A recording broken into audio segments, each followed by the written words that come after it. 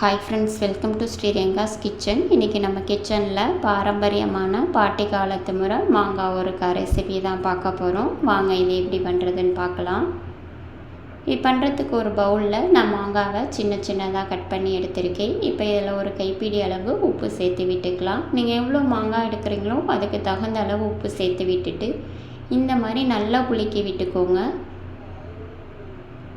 இப்போ இது ஒரு நைட்டு ஃபுல்லாக நல்லா ஊறணும். இப்போ இதை மூடி வச்சுருங்க. இப்போ பாருங்கள், மாங்காய் உப்போட ஒரு நைட் ஃபுல்லாக ஊறி இருக்குது. இப்போ இதை நம்ம வெயிலில் காய வச்சு எடுத்துக்கலாம்.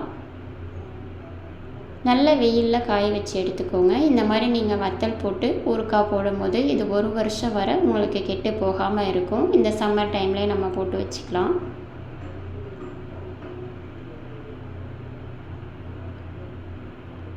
எல்லாத்தையும் இதில் சேர்த்து விட்டுட்டு இது வெயிலில் ஒரு நாள் ஃபுல்லாக நல்லா காயட்டும். அப்புறமா நம்ம ஊறுகாய் தாளித்து விட்டுக்கலாம். இது இருக்கட்டும்.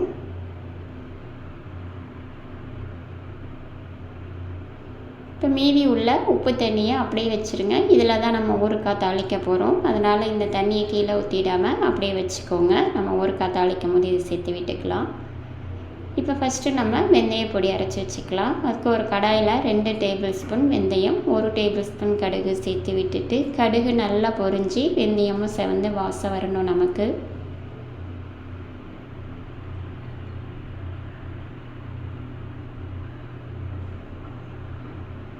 இப்போ பாருங்கள், வெந்தயம் நல்லா வறுபட்டு வாசம் வருது. இந்த அளவுக்கு நல்லா வறுத்து விட்டுக்கோங்க. இப்போ இதை நல்லா ஆறுனதுக்கப்புறமா ஒரு மிக்ஸி ஜாரில் மாற்றி நல்லா நைஸாக பவுடராக அரைச்சி எடுத்து வச்சுக்கலாம். இது கடைசியாக தான் நம்ம சேர்க்க போகிறோம். இப்போ ஒரு கடாயில் 100 ml விளக்கெண்ணெய் சேர்த்து விட்டுக்கலாம். 100 ml நல்லெண்ணெய் சேர்த்து விட்டுக்கோங்க. 100 ml கடலெண்ணெய் சேர்த்து விட்டுக்கலாம்.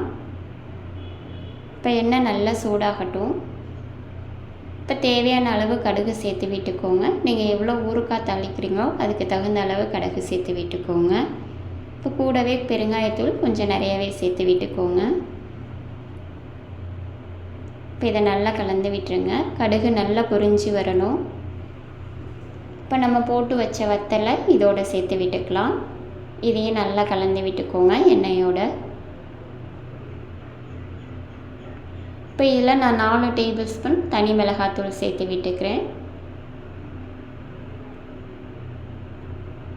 கூடவே 1/4 டேபிள் ஸ்பூன் மஞ்சத்தூள் சேர்த்து விட்டுட்டு இதை நல்லா கலந்து விட்டுக்கலாம்.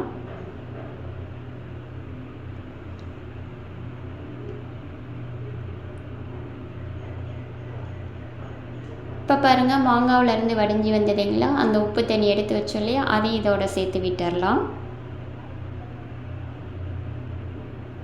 இப்போ இதையும் நல்லா கலந்து விட்டுக்கோங்க.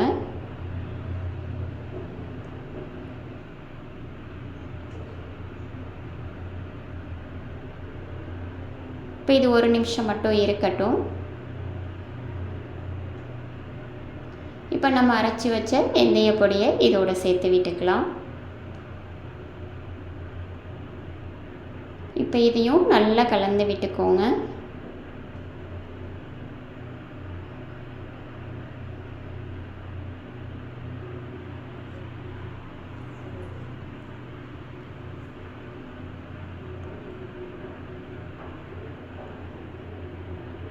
அவ்வளோதான், நம்ம அடுப்பை ஆஃப் பண்ணிடலாம். அவ்வளோதான், நம்மளோட கலர்ஃபுல்லான சூப்பரான மாங்காய் ஊறுகாய் சூப்பராக ரெடி ஆகிடுச்சு. நீங்களும் இதே மாதிரி மாங்காய் ஊறுகாவை உங்கள் வீட்டில் ட்ரை பண்ணி பாருங்கள். இந்த மாதிரி போட்டு வச்சிட்டிங்கன்னா உங்களுக்கு 1 வருஷம் ஆனாலும் கெட்டு போகாமல் இருக்கும். இது நல்லா ஆனதுக்கப்புறமா ஒரு ஜாடியில் ஸ்டோர் பண்ணி வச்சுக்கோங்க. 1 வருஷம் வரை நீங்கள் யூஸ் பண்ணலாம். நீங்களும் இதே மாதிரி உங்கள் வீட்டில் மாங்காய் ஊறுகாவை ட்ரை பண்ணி பாருங்கள். உங்களுக்கு இந்த வீடியோ பிடிச்சிருந்தா ப்ளீஸ் லைக் பண்ணுங்கள், ஷேர் பண்ணுங்கள், கமெண்ட் பண்ணுங்கள், மறக்காமல் சப்ஸ்கிரைப் பண்ணுங்கள். பெல் ஐக்கானில் ஆல் பட்டனை ப்ரெஸ் பண்ணுங்கள். தேங்க்யூ ஃபார் வாட்சிங்.